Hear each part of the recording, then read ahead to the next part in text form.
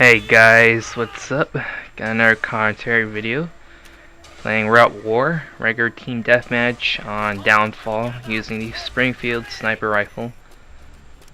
I don't think I'll be recording Black Ops videos for a while, and in the meantime I have a bunch of At War videos in my hard drive, so it's a pretty good idea to commentate and try to get rid of them. Also, I have a really bad habit of saying one thing but doing another.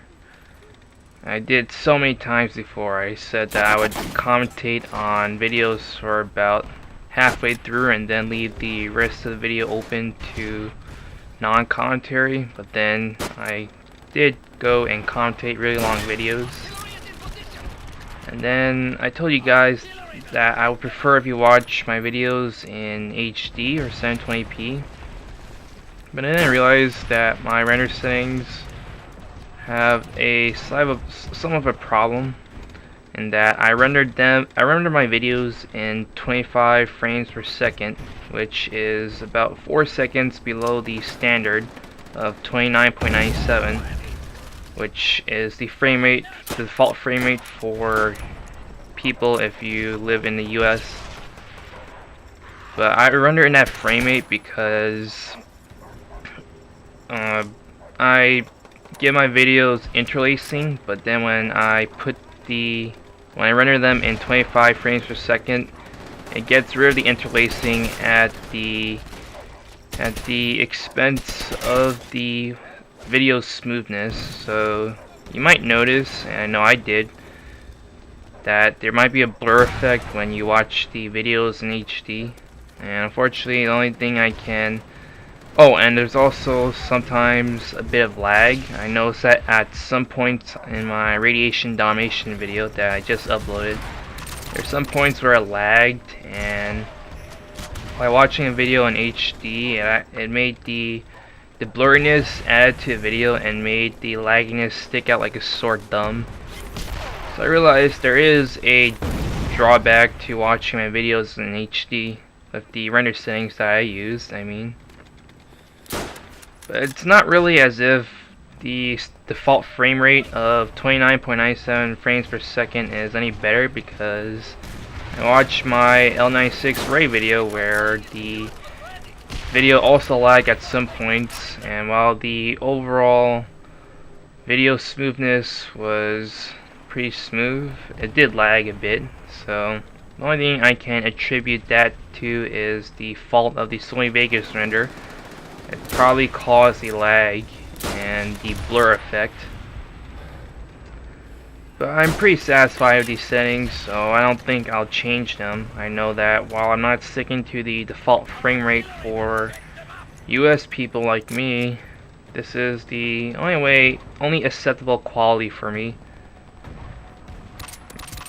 So yeah, if you watch in HD, it'll be the best quality, but you also have to deal with blurriness, and if there are a few points where the video lags, I can't guarantee if the video will be entirely smooth. I do know that I rendered one video and it was pretty smooth despite the fact that the frame rate was pretty low.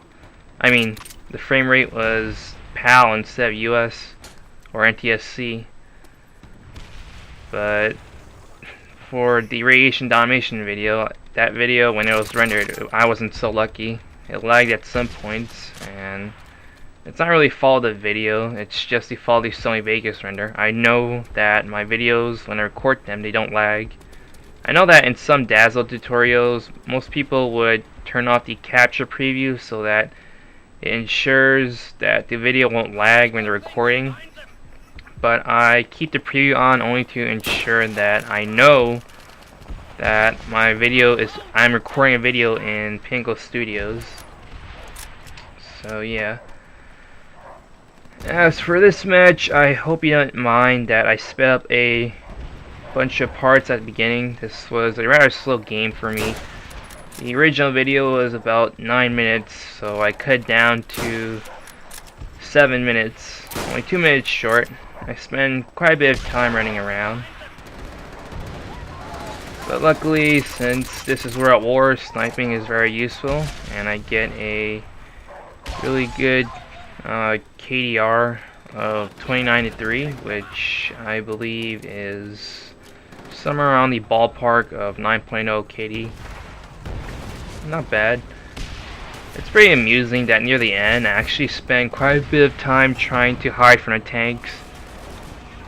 Although I sped up part of the beginning, that was also another thing I sped up, me trying to hide from the tanks. Luckily I never die. Most of the tank shells landed right outside of their killing radius, so I was critically injured, but I didn't die at all. Oh, this is one of my favorite kills. That was pretty damn lucky.